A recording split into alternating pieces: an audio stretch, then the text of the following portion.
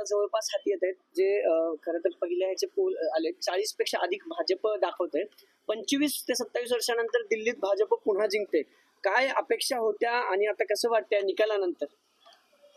Bharatiya Janata party आदरणीय विश्वनेते भारत देशाचे लाडके पंतप्रधान यांच्या नेतृत्वामध्ये पुन्हा एकदा दिल्लीचं तख्त काबीज केलेले रिझल्ट आपल्याला येत असताना पाहायला मिळत आहे. एकूणच 27 वर्षानंतर पुनरागमन भारतीय जनता पार्टीचं आपल्या देशाची राजधानी दिल्लीमध्ये होत आहे आणि त्यामुळे सगळ्यांनाच आनंद होत आहे. वास्तविक पाहता संपूर्ण देशात भारतीय जनता पार्टी आणि एनडीए जिंकत असताना दिल्लीमध्ये हरत होते.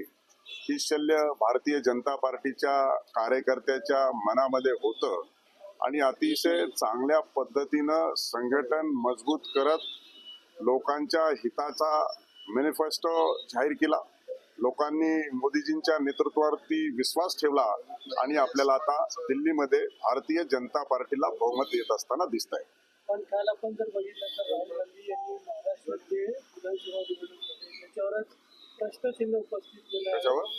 विधानसभेचे मतदान झालं 38 लाख जे 2019 ते 2024 मध्ये जितके मतदार नोंदणी झाली त्याच्यापेक्षा अधिक मतदार नोंदणी लोकसभा ते विधानसभेच्या दरम्यान 5 महिने झाले. मला असं वाटतं की इलेक्शन कमिशन आणि प्रशासन आणि शासन त्यासाठी स्पेशल ड्राईव्ह आणि इनिशिएटिव्ह घेत असतं आणि मतदानात सातत्याने वाढ होत असते आणि काँग्रेसचं सातत्याने हेच राहिले की रडका डाव आहे.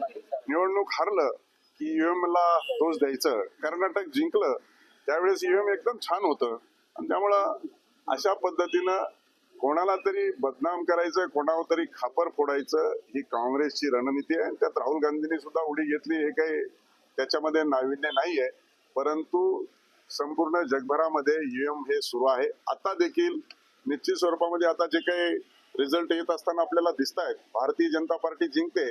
थोड्या वेळानंतर हेच सुरू होईल की ईव्हीएम मुळे हा विजय झालेला आहे. त्यांनी जो डेटा दिला ना सर 2019 ते 2024 असे महाराष्ट्राचा विचार केला तर 5 लाख मतदार वाढलेत आणि लोकसभा आणि विधानसभा जे 5 महिन्याचा गॅप होता त्यात जवळपास 37 लाख. मग हे मतदार आले कुठून असा त्यांचा प्रश्न. मी तेच सांगितलं की जिंकत असलं की ईव्हीएम चांगला, बोगस मतदानाचा विषय येत नाहीये. इलेक्शन कमिशन एवढे मोठे प्रिसाइडिंग ऑफिसर एवढी मोठी यंत्रणा लागलेली असते आणि त्या मतदार याद्या अपडेट करण्याचं काम सातत्यानं सुरू असतं आणि म्हणून त्यांना हरकत घ्यायची होती तर अगोदर का नाही घेतली. बोगस मतदान होतं तर त्या प्रारूप मतदार यादीला हरकत घ्यायला हवी होती. किती ठिकाणी हरकत आल्या. त्याच्यामुळे पराजय झालेला दुसऱ्यावरती खापर फोडणं आणि आपण कसे योग्य आहोत हे दाखवण्याचा काँग्रेसचा प्रयत्न आहे. दिल्लीच्या यशाचं श्रेय कोणाला देईल? फडणवीस पण गेले होते तिथे.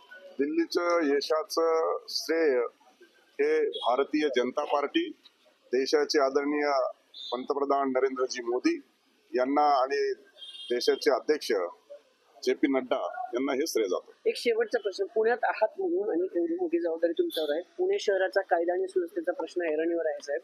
खरं तर गेल्या अनेक दिवसापासून कोयता गँग असेल किंवा गाड्यांच्या तोडफोडीचं उदाहरण घेतलं तर 93 ठिकाणी तोडफोड झाली आहे. कसं बघता पुणे हे शांत आणि सुशिक्षित शहर म्हटलं जातं. कायदा आज मुख्यमंत्री आहेत पुण्यात उत्तर प्रदेश.